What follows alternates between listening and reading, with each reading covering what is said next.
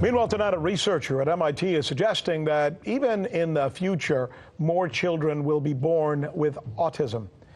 In fact, she's throwing out a number that should send shivers down the spine of any prospective parents. She's suggesting that by 2025, half of all children in the United States could have some form of autism. Here's the money question. Why?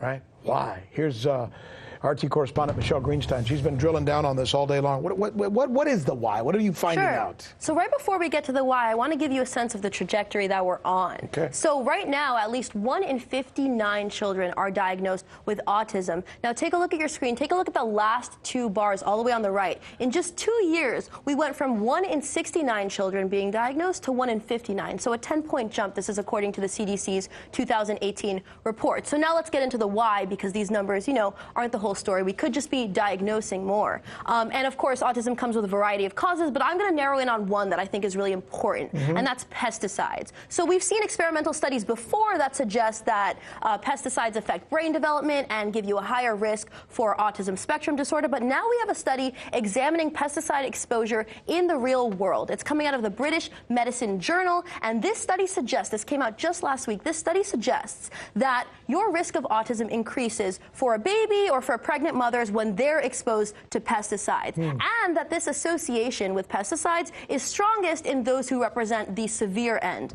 of the autism spectrum. So of course there are limits to this study. For one, we're relying on patient records for diagnosis information, but it's still the largest study to date to investigate autism and pesticides. The average person watching us right now is very concerned listening to the information that we're sharing, and what they want to know is, okay, you say pesticides. Right. But my child is not running around a farm somewhere with someone spraying them with pesticides, so how would they be affected? Right, maybe not, but we're talking about pesticides like glyphosate, which is basically ubiquitous in the U.S., and it's also a carcinogen, by the way, so isn't that fun? This is used in corn, in soy, which means here it's in our cereals with a lot of soy fillers, it's in our snacks, soft drinks, candy, our chips, and Roundup, in fact, is so ubiquitous that it's impossible to avoid its effects. Most of Roundup doesn't even touch a weed, which is what it's meant for. It's a weed killer, but it actually ends up in the water that we drink and the air that we breathe.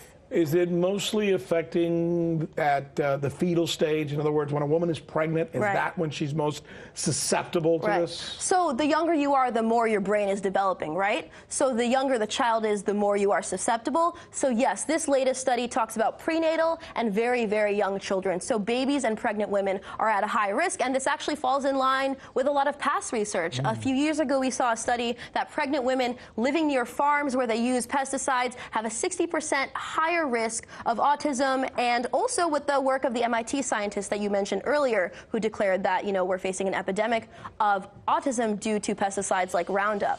That's good stuff. That's great information. Thanks for sharing it with us, Michele. Good job. I'm Rick Sanchez. You found us on YouTube, and that's awesome. But you know what? I'm also live every night at 7 and 8 p.m. Eastern on DirecTV and Dish and cable and satellite, the RT app, and Pluto TV. I'll see you there.